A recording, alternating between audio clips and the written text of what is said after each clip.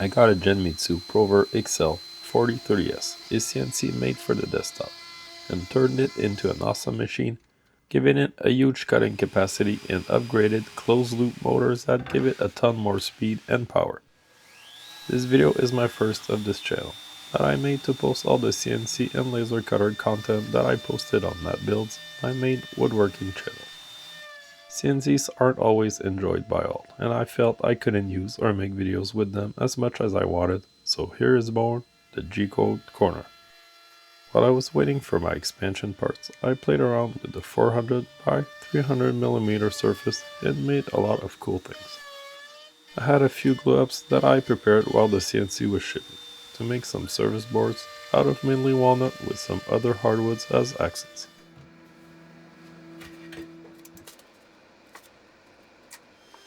I finished them with the router, but quickly realized I could just buy a ball and bit and get it done on the CNC. With cheap tools is not a problem for now by hand. My first project to test that out was an ashtray that I made from an STL, a 3D printer file which Fusion had no problems creating the cut path.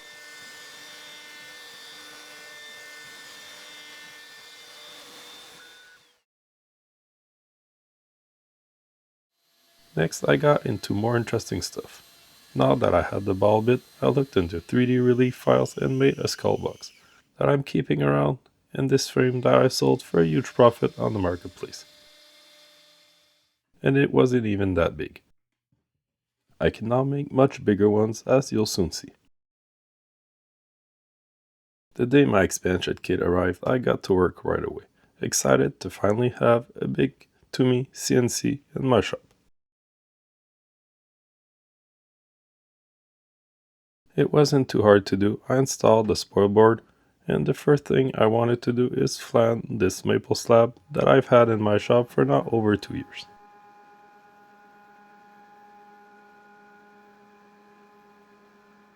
I got a special flattening carbide cutter for this that does 1-inch passes. It got done easily. I got it done in 3 passes.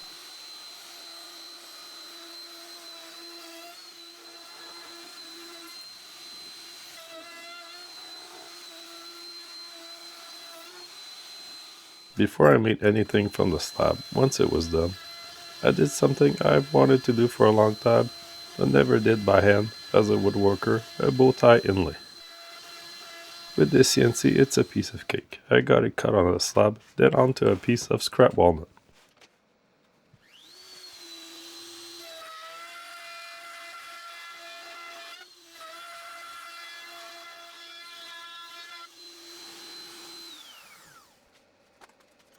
Slamming that in sure was satisfying, and now I could finally work on my project, which is a logo or a sign for my new channel, the G-Code Corner. I gave it a quick sanding and then back to the CNC it went.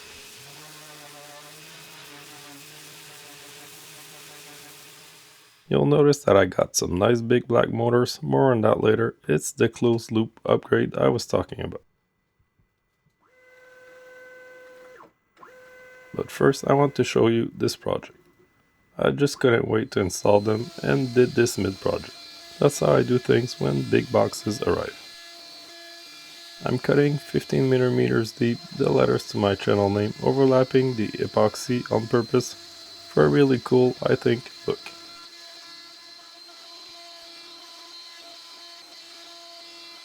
I could immediately see the precision, speed and power that those new mortars give to the CNC.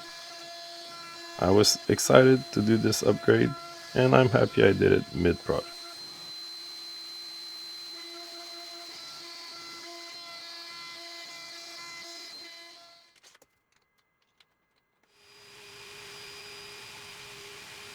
Now, with black epoxy that turned gray more than black, I filled the holes about a quarter of the way, just to get some nice contrast seen from all over the shop.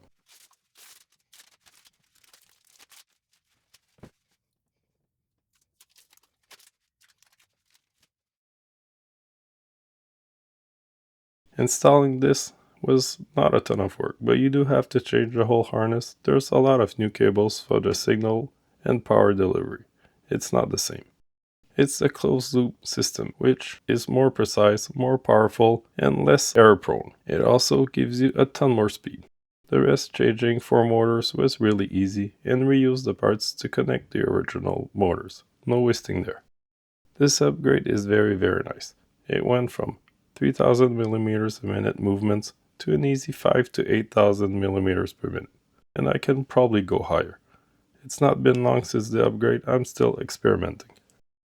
What I love the most though is that it removed all the vibrations, resonance, screw rip, and any other issues that going with the huge surface brought and needed tweaking. Because those motors keep compensating for any problems.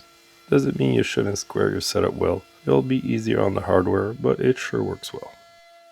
The reason I did all those upgrades is I'm a furniture maker and I love technology, so having had a bunch of smaller CNCs, I had a ton of fun with them but never could do what I really wanted, furniture. This machine is what opens this for me and I'm looking forward to it. If you're still around, here are the people I try to reach with the CNC content on my regular woodworking channel. But I think this was a case for a new channel and I'm happy to have you on board. Throw me a like, subscribe, and I'll have a ton of content coming up. I do this full time and I'm excited for the new channel. Thanks for watching and see you for new projects and tools soon.